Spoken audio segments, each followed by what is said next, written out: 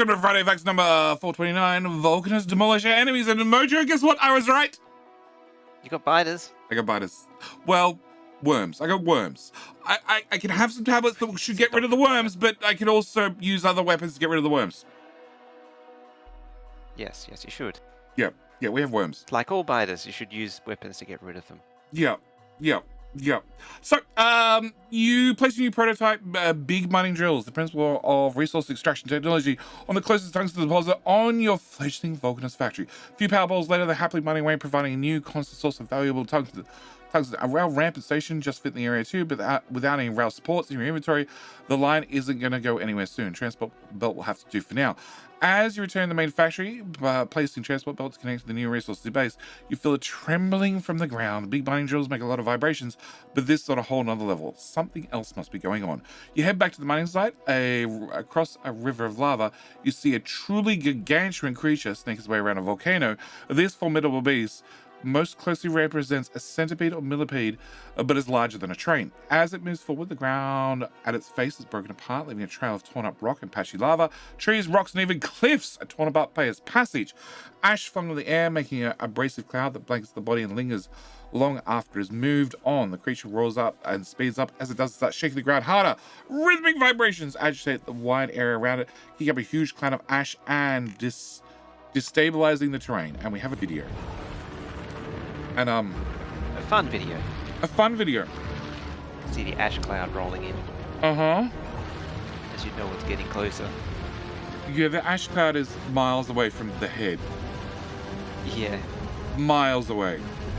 I love how the gun turrets they like to think they're doing something. Oh, they're doing something. They're using ammo before they disappear. Yeah, they're using up that excess iron plate. Yeah. That seems like a problem. It's a bit of a problem, yeah. What's worse than this? This is a small problem. Yeah. The problem gets bigger. I like the fact, like, you know that little small biter that shows up in your outpost, and then little one has to attack every damn belt to make sure every belt is gone. Yep. Yeah. I think he's closely related to this guy. There must be some distant relation. Yeah. So new friends. New friends, yeah. You got new friends. Yep. So the creature cruises over the lava river and demolishes the machines without even slowing. You press new mining drills that seem so large and powerful just moments ago look like puny toys in the face of a somewhat unfathomable beast. The Demolisher continues its path of destruction down the line of transport belts towards your base, but before getting there, it slows to a crawl, turns back into the volcanic wastelands. This attack won't go unanswered. It's time for a fight. You pursue the Demolisher, an easy task given its glowing trail. Lava on either side of you, forced to cross the trail to pursue the creature. The torn up terrain is hot. There's enough rock sections for you to step across. As you do, lingering ash cloud around it obscures your vision, and abrasive particles interfere with your exoskeleton equipment. You catch sight of the body, this time up close. Thickly armored plates of each segment seem to give it good protection from heat, and probably many of your weapons. It hasn't reacted to you yet. Perhaps it's not seen you. Perhaps it does not care. You move towards the Demolisher's head. It still ignores you. The face appears to be the clear weak spot. Has no eyes, and the skin still seems to be adapted for the heat, but the armor is much thinner around the jaws. Bracing yourself for reaction, you shine your lasers at the face, but nothing. It continues to patrol some path as if you were nothing more than a speck of dust in the wind. Rock at the face would surely provoke it, but before testing the theory, you place a land of landmines to secure your retreat. There's an immediate reaction for the creature. It speeds up and turns towards you. Once again, rhythmic vibrations shake the terrain and generate a steadily expanding cloud of ash. The cloud quickly encompasses you, obscuring your vision, and snagged exoskeleton joints will limit your speed. You fire your machine gun at the creature, piercing around, cutting the Demolisher, and do some damage, but by the time you reload a new magazine, the damage dealt has healed back. You try for a few more moments, inflicting some damage, but yet again, it seems to heal faster than you can deal damage. Vibrations come from the creature, seem to focus and amplify around you, disabling and destabilizing the ground even more. The crust is thin at the best of times. This isn't helping. Fissure appears to open up under your feet. You manage to dodge to the side as a volcanic eruption explodes the area you stood a moment ago. Rock fragments, lava, and hot gases shred the area. You avoid the main blast, but just being close to the edge was enough to weaken your shields. And then we get, well, that scene we just saw. This is, This is fun. yeah. You can really see the ash cloud and the lava trail as they're walking across right at the beginning there. Yeah. And then as it follows up, leading into the Demolisher. Yeah, so the ash cloud's a nice effect, and the fact that we can see the little sparks coming off the engineer, it affects exoskeleton, so it's going to slow you down. Yeah. And laser nothing. Just does not give a shit. It's just a laser pointer. Yeah. Can confirm demolishers are not cats. Well, they don't care about lasers, but they'll probably follow machine guns. It's close. You can also see the area around light up and start glowing red right before it explodes. Yeah.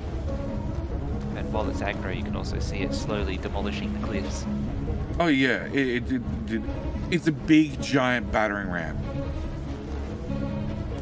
And that cloud is massive. Like, there is no avoiding it. Oh yeah. All that cloud, as described, will slow you down. Yeah. Yeah, there's more details about it down. We'll get to it, but it brings you back to closer to your base running speed, which it's like taking off your exoskeleton. It's like dying, and then, you know, after you've been hit by a train, and then you need to walk to the other side of the base to pick up equipment, and you realize and remember exactly how slow you are. Yeah. Yeah. Yeah. Yep. So, new fissures start to open up around you. They're easy to dodge now that you know to look for the fissure signs in the ground. Staying far enough from the eruption is completely safe, but you need to stay on your toes. The moisture plows through the line of landmines and does not slow as it does so. They do significant damage, but in your horror, the damage is gone in seconds. That was your escape plan. It's time to get moving. You try some more weapons as you move out, even throw a few spare defender capsules in the mix. They are somewhat effective, but the damage doesn't stick. You need to deal damage much faster, and you weren't prepared for that. While distracted, you fail to dodge a new volcanic eruption. The fissure erupts directly beneath, shattering your shield and blanking you in fire. The power armor stops you from getting too singed, but another hit like that would be certain death. For now, it is not a fight you can win. You switch your focus to dodging, the eruptions are moving away. A few seconds later, you stop firing, the Demolisher slows down and turns back. That's 2 wins for Demolisher, but you live another day. So, the enemy itself. The Demolisher was largely defined. I wish to have a very large enemy in the game. As explained in the Demolisher Enemies post, which was last week, right? Or week before? Week before. It turns out it was 5 weeks ago. There you go.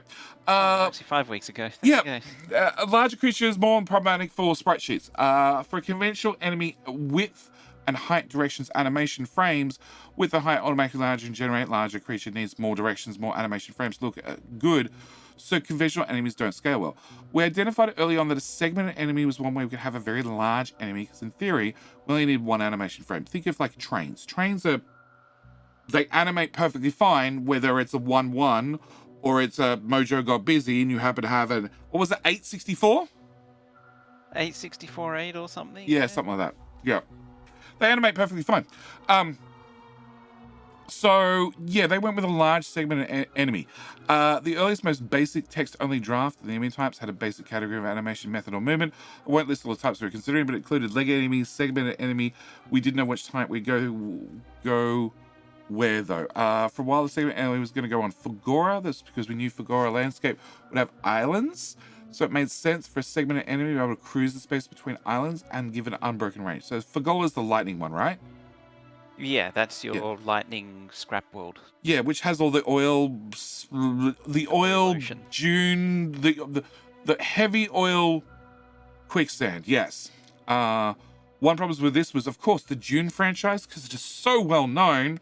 So we end up the segment enemy on sand direction, following the natural progression of constraints, but most people didn't see that and assume based on Dune enemy. Anyway, also it doesn't have the unique and exciting feeling if it's so close to do something you've seen before, so it decided to move segment enemies to anywhere else. So I just want to avoid the whole Dune,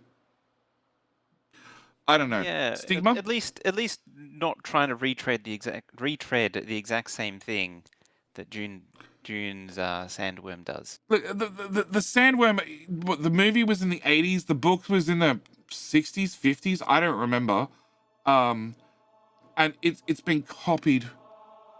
It's been copied well and copied badly so many times, but also it makes sense. Honestly, large worm-like structure in sand makes sense, right? From just a life perspective. So I can see why it's been used so many times. But yes, prototyping.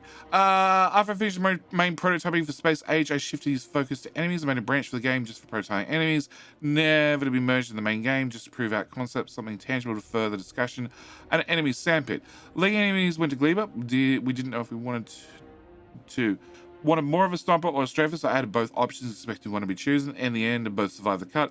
We even got the little wrigglers too. The freezing planet had the flying enemies. Among them were the jelly-like enemies from the Friday Facts number 367, which is just a little while ago, and it was our brain tentacle guy.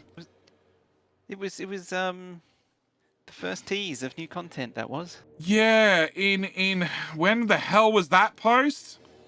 2022. Oh god, it was the middle of 22. No, it was early 22. Oh god, that was a while ago. Yeah, it was very, very early in the expansion. Yeah. However, since then, these enemies have dropped from the game. The last planet has a delicate mix of challenges. Although we found a way to add enemies to mix in an interesting way, it would make progression much slower. It might be better as a mod. So I'm looking forward to that mod. I'm really hoping, if they're looking at putting it as a mod, like quality is going to be a mod. So this enemies mod, I'm hoping comes with 1.0. I'm hoping it's released at the same time and people can opt to choose into it or not. No, not confident? No, what I was saying was you said 1.0. We already have 1.0. Oh, okay, 2.0. 2.0. Okay, yeah. Mod for 2.0. Yeah.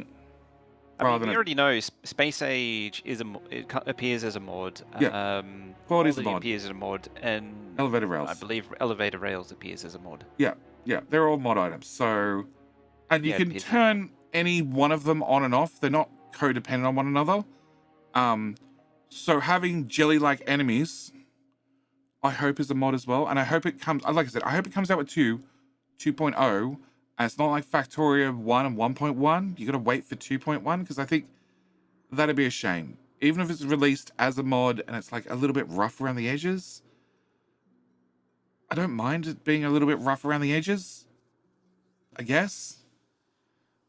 It really depends on how the mods work. Like if it's a mod on the mod portal, it's like, yeah, okay, I don't mind if it's a little bit rough around the edges. If it's part of base game, guaranteed to work, then maybe it shouldn't be rough around the edges, and maybe it should have a experimental standard of the expansion. Well, maybe experimental, not finalized, some sort of tag with it. I don't know. I do know if I'm experiencing all the enemies that I'm playing through, I probably want the option to turn it on. Also, chances are there's going to be a lot of time between you starting your playthrough and getting to that planet. Oh, yeah. Where there's going to be a bit of time. Yeah, where there's those things are going to exist. So chances are, if there are any rough patches that might have got fixed and updated prior to you getting there, but like you're going to remember, oh yeah, I'm about to go to that planet. Maybe I should turn on that mod for those enemies. It's too late by then. You're going to forget. Anyway, back to segmented enemies in a volcanic planet. So, segmented enemy went to the volcanic planet. We didn't know exactly what it wanted to do. Provisionally called things like the Forge Worm, the Magna Worm, the Lava Slug. I like Lava Slug. Yeah, it's not a bad one. Yeah, the implementation of this prototype was basically a conga line of tanks with some clever code to make them all follow a leader, whilst adding some, Sinusoidal. Sinusoidal, yeah, movement, like a sine wave. It does curves. Yes. Leader's case was a unit, basically a giant biter because it already has the necessary attack logic. And also, funnily enough, a conga tank line is a mod already. You can download a mod to give you tanks that follow one another right up the back of one another and also automatically shoot at things. Which is... I like the sound of this mod. Oh, it's a great mod. It's a great mod for just death and destruction. Because you get the lead tank and you just drive and they all auto-target things, and as long as they're all loaded with tank shells, like, things go boom. It's great.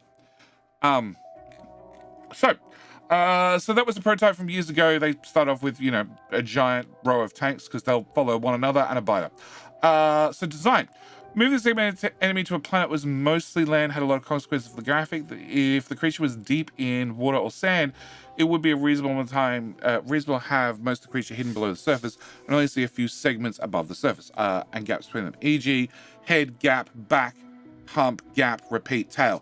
On the volcano planet, it needs to show all of the body above the surface at some point. That removes the ability to have gaps between segments. To start with, I was leaning more towards the Demolisher being more of an alien creature that was barely biological as far as we'd recognize it. Something potentially nuclear powered that acts more like a force of nature as it scoops up heavy isotopes from the soil. There are, of course, some more conventional options as well. I really like the lots of teeth. Just have this immediate fascination with something with just lots of teeth. Yeah, lots of teeth. Like big shiny, pointy thing that digs through laser. It sort of makes sense, but teeth, like, it looks scary. This one as well, like, it looks scary to deal with. It looks painful. The size of it isn't enough? Nah. More teeth. Like, these teeth are wrong. These teeth are more pincer-like. Lots of teeth. Like, it's just going to chew its way through anything, This is too much of a slug for me. Too much of a slug. Lots of teeth. 100% lots of teeth. Yeah, Again, I actually don't care for the more slug-looking ones with the little eyeballs poking out. Yeah, again, it probably comes back to that Dune fantasy, lots of teeth. Yeah, it just fits. It fits if they need to eat their way through rock, soil, everything. Lots of teeth are probably going to be a requirement. Albert Williams is a little bit less alien, more Earth-inspired, so things progress in a direction more inspired by a centipede or a millipede. Segment unit has many problems with sprite laying. By default, segmented sections further south of another segment, and then it's sorted in front. So that means if you put a power pole in front of an assembler, i.e. further south, it appears on top, and vice versa. Very basic, this is how things are ordered and rendered inside Factorio, which leads to a problem if you have many, many little segments for one single creature. Yep. Turns out if you make a Demolisher with 45-degree segments, it works fine. Because they don't overlap too much. And the way they overlap, the renderer works with. And then we got the final concept head version of the artwork. And oh, yuck. It needs more teeth. It's got multiple layers of teeth, though. Yeah, I know. It's got these bigger outer teeth, and it's got these smaller inner teeth. Yeah, this one's for your factory, and this one's for the engineer. Yes. Yeah. Also, that's a burning tree. An engineer is slightly taller than that. By the train. Slightly taller, slightly shorter, either way. An engineer is about this size. By the train. By the train, yep. I want to see what a big one looks like. Yeah, Behemoth. A Behemoth Demolisher, please. So, a boring enemy. The initial Demolisher game was a basic implementation. The only weapon was firmly decided was the face would do was impact damage. A lot of other ideas floating around too. Hard to get everybody to agree on a direction. For a while, the decreed a weapon was going to be the Demolisher would have underground children which would pop up like worm turrets and shoot at things. We didn't go with that for various reasons. Because that sounds shit. Yeah. It's not very good. Yeah. It didn't have any weapons except for the face hitting you. It was fast enough to catch you without exoskeletons. So if you didn't have them and you were attracted to attention, you automatically die. If you have enough exoskeletons, though, you just can't catch you, so there's no risk. So I've done a couple of scenarios, and there's one that has specially coded spiders that are very not friendly. And they did patrol routes similar to what this guy's going to use. We haven't got there yet. But they had the same problem, that if you had enough exos, you could outrun them, and therefore you'd move too far away and they wouldn't come attack you. But if you didn't have enough speed, they just catch you and you're dead. So you need to have a speed that's variable. I'm going to get to that a little bit more in a second, but yes. Has staggering number of hit points when combined with resistance. Took about 3 minutes of continuous fire from an automatic shotgun, firing at the face for it to die. Using rockets instead was about the same. That's a lot of shotgun shells.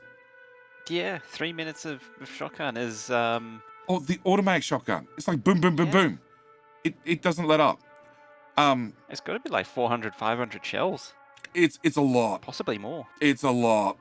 Yeah. The main strategy to kill it was extremely boring. Just run around in circles for 3 minutes till it dies or you're out of ammo. If you're out of ammo, collect more and continue. That's probably healed. There are other ways to kill it too, but they're either slow or more resource efficient or slightly faster, but require way more preparation. Overall, very unfun. So I started a new combat branch, changed the demolish and balance, and added some new weapons. I started by drastically reducing the health of the demolisher from 80,000. Holy crap, to 30,000. Also reduced. It's only 30,000. Only 30,000 is somewhat reasonable when it started off at 80. Okay? There's a couple of other things he did. You know, he reduced the resistances, in particular the flat reduction of damage that makes most attacks barely have any attack. So, in Factorio... It's not like it's 10 times the hit points of a Behemoth biter or anything. No, they've got 3,500. So it's less than 10 times. Yeah, I'm pretty sure it's 3,000. 3.5. He's going to look it up on the wiki right now. So, Factorio, when you shoot a bullet, and let's say it does 10 damage, it has whatever you're shooting against has 2 resistances. One's a flat resistance, which might be 5, so then it only does 5 damage, rather than the original 10. And then it has a percentage resistance on top of that, which might be 50%, so then it does 2.5 damage. And then that's rounded down to 2. So, yes. So they reduced the flat reduction of damage and also reduced the other resistances, which means it should kill it a little bit faster. So now we can kill it with a decent damage rate from minutes to seconds. Main difficulty is now dealing with a very high regeneration of 1,500 hit points per second. That's a lot. Yeah. Yeah. That's nothing to maximum in what? 60 seconds? 20? 20 seconds. Yeah. Why are they thinking 60? I don't know. Alright. I was thinking the first number, that's why. Maths is hard. Means we find you can either beat its healing with your damage rate and it dies quickly, or you can't and you need to run away. Either way, the fight's going to be over quickly. It doesn't waste your time. Both situations are interesting. Assuming you lose the battle, you can hopefully retreat and plan a new method of attack. Factorio has a lot of weapons to choose from, a nice opportunity to try some new options. In particular, this fight rewards you from using different weapons in combination. Landmines on their own might not work, but landmines plus a turret's might. Defender capsules on their own might not work, but defender capsules plus a prepared poison cloud plus rockets might have a combined damage per second to do the trick. Fences. I came with 11 ideas for weapons that had a good potential to be both effective and fun. After talking to some other people for more, we managed to get a list of the options. List of good options to 13. A lot of the ideas were designed to be used in conjunction, so it included things from flaming blood splashback to flamethrower holes in the sides to subterranean shock attacks. With a definitive list of options, there's mean to decide what would work well together. So we have the I'm guessing Magma tongue? Yeah, the magma tongue. I call it the magma tongue. Yeah, I don't know how I feel about this thing licking me. It's the spicy lick. Especially at that distance. Spicy lick. Yeah. Actually, I guess that would probably work. I think that would be probably interesting. The flamethrower, meh. Although yeah. the laser worm. Like laser worm, that's a perfectly reasonable. Yeah, Eye of Celeron coming from a worm, that makes perfect sense. Look, he has gone and sucked up an awful lot of lava. It's probably pretty hot and shiny in there. I see no issue. The flaming balls of fire pass. The seismic attack, which is what we have here with the ground cracking underneath you, that's fine. And the seismic shockwave again is fine. I have no issue with that. That's so. Yeah, the bottom 3 are good. All potentially good. I mean, I don't know about the missile ones potentially. That's horrible. That's horrible. That's horrible.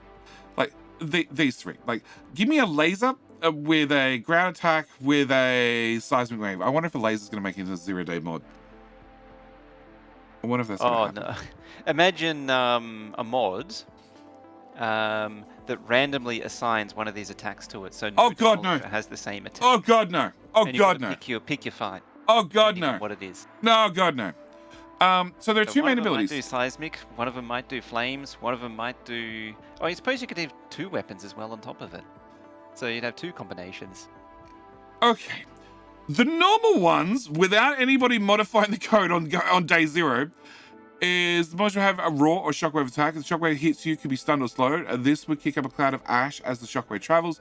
Cloud would have a small slow effect. The main intention of the cloud can't be disclosed yet, but if Vulcanus is your first planet, the additional effect won't affect you. Okay, so it's going to be worse than other planet, but worse if you have some sort of technology unlocked, but if you don't, you're going to be fine, which also means if you go to this planet first and then go elsewhere and then come back, you might find a whole different way to be screwed. Cool. All right. Then also trigger volcanic eruptions around the chosen moving target nearby. This means when you're in combat with a creature, there's still some amount of threat. You're not 100% safe by just avoiding the head. Seems like a good starting point, but Kovacs was away, not part of the discussion. So we just hoped he'd have to be on board with a plan when he got back. I developed these 2 concepts, extend them a little bit more to work better together. The eruption chains were more engaging by showing the place will explode ahead of time. This makes more sense graphically, but it mainly makes the whole battle a lot more interactive. The explosion damage can be much higher, with the assumption that most explosions won't hit, but it's also great to make them a genuine threat. Now, instead of not carrying back your position other than not being flattened by the head, you actually need to move around as different parts of the ground become unstable. Feels a lot more like a boss fight. If you're underpowered, then every explosion counts and you need to dodge it a lot. If you're overpowered, then you mainly just make sure you don't take many direct hits in quick succession. Only a small amount of occasional movement is needed for that. The eruptions are used against moving targets. The law reason for this is it detects vibrations to the ground made by a moving target, so it's easy to aim eruptions at those. Also means it doesn't consider static things that much of a threat. The real game balance is that the player health with shields is so much higher than turret health, so if turrets are targeted by explosions, they die too quickly and removes too many strategies from being viable. So turrets are an option. When they're an option, I don't know when they're an option, but there is some sort of option. Turret creep is always an option. With many, many, many turrets. Many turrets. Might need a lot of turrets, but turret creeps are always an option. Yeah. For the shockwave ash cloud effect, it being a stun was either too punishing to get caught close to the head or near an eruption, or irrelevant in other cases. Change it to be more of a persistent slow, but not slow at any other. In the way other slows in the game work, instead of being a flat percentage reduction, the effect is more like a max speed reduction with a percentage of effectiveness. If you don't have any exoskeletons, then you're barely affected. If you have loads of exoskeletons, it'll take most of your way back to your natural speed, which means that most players are going to be in a certain speed range. Yeah, it's going to put you in a fairly specific speed band. Yeah. So you're going to be on equal field no matter what tech you're at with exo speed. Yeah, and of course now that we've got legendaries in there, they're going to be vastly different. Armor size is going to be vastly different. There's a lot larger scope that a player could have depending on what they choose to put in their power armor and what sort of level those power armor items are. So yeah, this type of slowing is going to be much more to keep everybody at roughly the same speed, which means you can gauge the creature to be at roughly the right speed to interact with the player at that speed as well. So the Demolisher can be much lower too, so players always slightly faster can escape. Difference with many skeletons not as extreme. Eruptions could form slower and still have a chance of hitting. Excellence still very relevant though, because even a small movement speed bonus helps you dodge an eruption, especially if you fired a weapon recently, because you also have that debuff, I guess, of slow down whenever you're firing a weapon. Yeah. Mm. As part of the branch, I also added various visuals, the ash cloud, trail effects, placeholder eruptions, blah, blah. This branch was made whilst Kovacs was still away, so I just saw what do you think about it. Demolisher combat was sort of something that had a resisted agreed consensus for over a year at that point. Yeah. Towards the end of the work on this branch, we also started to represent. Yeah, that word. A large amount of hours, which isn't ideal for something that wasn't at all signed off on, but deadlines were looming and things just needed to be done. Fortunately, when he got back, all signed off shortly before the land playtesting event, so it was playable for the playtesters, right, Mojo? Yes. Yeah. It was running on bad code because it was all, well, partly Lewis scripted rather than proper ported CC, but they had 100 people playing with code that was never meant to exist outside an experimental branch. And Mojo, the code worked, I assume? Yep, it functioned to the standard to which one would expect. Yep. You died, right? Personally, no. Ah. Hang on. Did you get to watch somebody else die? Yes. Okay, I'll take that as a win. Code works. So, territories. Territory system is a complete new mechanic. A designer system are using Vorinois to make Sure. distinct regions that demolishers can claim and protect. If you build and demolish a territory, it will get annoyed and earn its name. The system was built by Strange Pen and Genhis? Yes. I really want that to be Genghis. I do too, but this is why I have to stop and slow down and pronounce it every And single stop time. and think Yep. and decipher it. Yep. So demolishers patrol near the edge of their territory. You can see the patrol paths from decorators on the ground, work in progress. You can also see demolisher territories on the map. You can also see a demolisher, as in this red line right here. And if that's a red line for a demolisher, and what's something easily identifiable? The entire main bus of the base. Well, I'm sort of thinking for It's the length of like half of it. yeah, I'm sort of looking for something that I could like smelter block, that I can just go, that's a smelter block, that's guaranteed to be a smelter block. Therefore, yep. As a little bit too zoomed out for me to go, that's a smelter block. But like, that's a mining outpost. Yeah, it's as long. Like you look at the mining outposts even, and it's as long as the mining outposts. Yeah, that's another one. Like, it's just gonna run across the mining outpost. I'm also wondering whether you get two demolishers on the edge of their territory. To like, if you build on two territories at the same time, can you get two demolishers to fight it out? I would imagine that being a member of the enemy force, that they would team up against you. You think the demolishers are, they understand that they're both demolishers and therefore they both shouldn't pick on one another and they should, not fight out between themselves and not try and claim one another's territory and go back to their own territories after they flatten your outpost, right? I don't know if anyone. I never actually considered the option that they fight over each other's territories. I'm assuming they don't. I'm assuming one of them dies and the territory opens up and then nobody claims it. Except for Well, you. That's sort of what's stated further down. But yes. Yep. So yeah, it'd be nice if they could fight one another. It'd be nice if you could trick them to fight one another. It'd be an interesting challenge. Yeah. I have no idea how well it works. They're both got shit tons worth of hit points and regenerate quickly. And I have no idea how two giant worms charge at one another. But this sounds like a problem for somebody else to come up with, or a solution for somebody else to come up with. I just come up with great ideas. So, planet starting coal, calcite, sulfuric acid, most of the starting ashlands region not covered by demolished territories. This gives you a safe area to make a factory and get the basics set up. The starting tungsten patch is in a territory of a small demolisher. So to get the planet science pack, you either need to feed it or engage in some sort of guerrilla mining operations. We're considering adjusting the rules for which buildings in a territory provoke an attack because we have some options such as all structures, the current rule, active structures, or only mining structures. I wonder if you could... Now I want a thumper. I want a thumper that like... That attracts them. No, not a thumper that attracts them, but a thumper, like a seismic radar that detects when they're on the way, and rather than the carryall coming and picking up the harvester, it turns the power switch off on the miners. So all the miners stop mining. Like the belts and everything keep running, but like the belts shouldn't attract them, right? It's just the miners turn off and therefore they stop wandering over. And then as they move back away, the seismic waves go down and then the seismic radar goes, okay, there's nothing around, we'll turn them back on. And you've had some smarts to have this some sort of wait time. Otherwise, they're going to turn back on, he's going to turn around straight away and they'll turn off again. You end up with a constant loop. But this is actually some sort of smarts that I would actually go and code because that actually sounds like an interesting concept. Yeah, but my only counterpoint to that is it basically defeats the entire conquering demolisher territories. Oh no! It does not defeat it. It postpones it. Yeah, we can still put mining drills up and everything. Yeah, I could, but they'd only be running for 50% of uptime, let's say, because half the time they're off because the demolisher's too damn close. Whereas if I just kill the demolisher, they just run full time.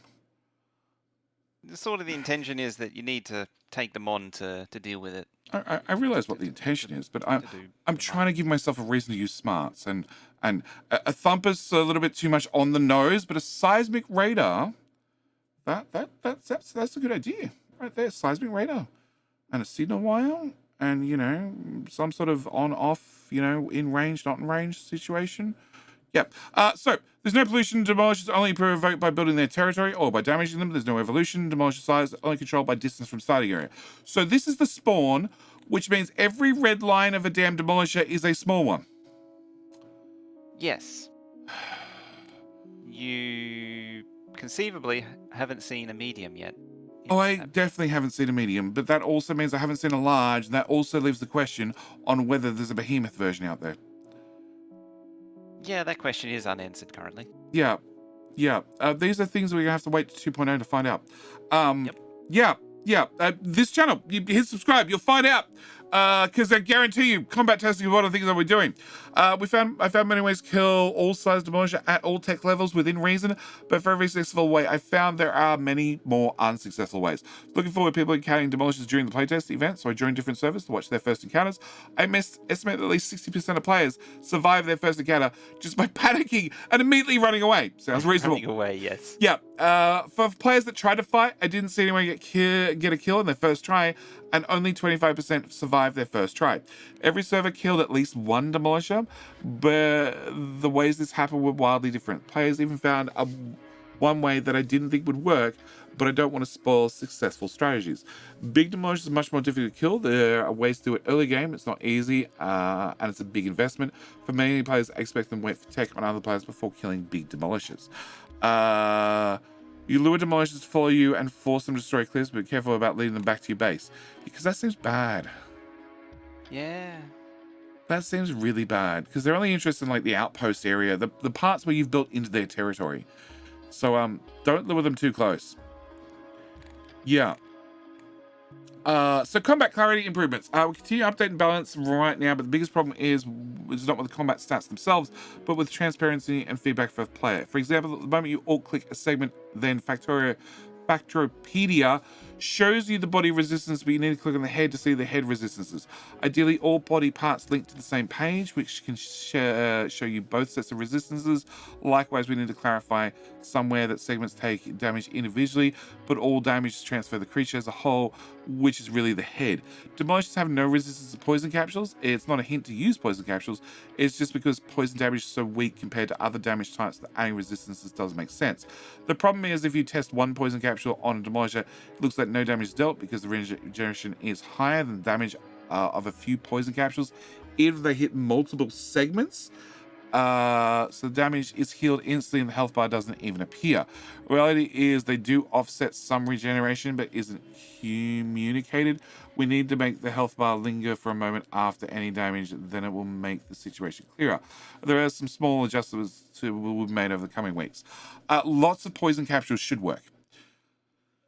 Lots and lots and lots of poison capsules, and then make it walk through the poison capsules, and it should take a crap ton of damage and remove the resistance or the regeneration, or at least a large portion of it. Then you need to also do damage whilst you just walk through the same poison cloud to lure it through the poison cloud.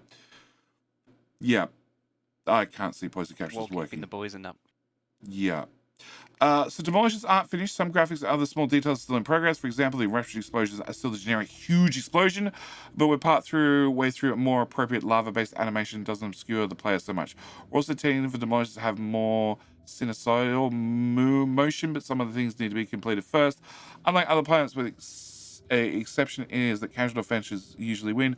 On Vulcanus, casual defenses normally lose. That's fine because generally they're not a threat to your base, only new expansions. Also on Vulcanus, most of what you're building in outposts is sort of free stuff from lava anyway, so it being demolished is not a big loss. There's no need to build perimeter walls, and typically turrets are one of the worst formations you can make because the demolisher will just cruise straight down it. From playtesting, there's a mixed sentiment on the difficulty level. Some players feel demolisher are overpowered, and others think they're in a good place. If they're a conventional enemy, they'd be too strong at the current level, but the fact they are not a conventional enemy due to the territory system, they don't attack your base the way other enemies do, maybe the eruption is a bit too lethal, but we can adjust that. From what I've seen, like just in the Friday Facts, I think these are great. Yeah, they're a new and unique enemy. It's not just retreading the same steps. Yeah, it's like the starfish five-legged thingamajiggy bobs, The petapods. They're also very unique and interesting. They're unique and interesting in the fact that they strafe you, right? Yeah. Oh, and And they also, I mean, they're still attracted to pollution, so it does share some well, similarity biters. but hang on, They're hang on, hang on, attracted hang to on. Whoa, whoa, whoa. the snacks, not the pollution. Yeah, they're not attracted to the pollution. They're attracted to the plant growing areas, which Yeah, the doesn't. tasty snacks. Yeah, which doesn't Make you have to be in hungry. your base. Yeah, you can put them in satellite bases. Yeah. So realistically, your issue with them is similar to the demolishers. They're going to be attacking outposts only. Your central base is completely fine because lots of Factorio players, through their lifespan, go and build big walls to keep the biters out, and then end up can't expand because there's a big damn wall in the way. And Yeah, yeah, I've seen that many times. and people really suck at demolishing a big wall. Like, it's in the robot network because you've built the base close enough. If you press Alt and D, you get a little red tool and you slide that over an area, and whatever's in that area, the bots pick up. It's great. It removes things real quickly. Sure, you need to rebuild it, but did you not take a blueprint? Is it not a copy paste and the bots just move the wall?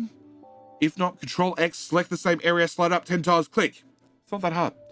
It's not that hard. It's only hard if you use guns still. You upgrade to lasers. They just need power. Who cares? Yeah.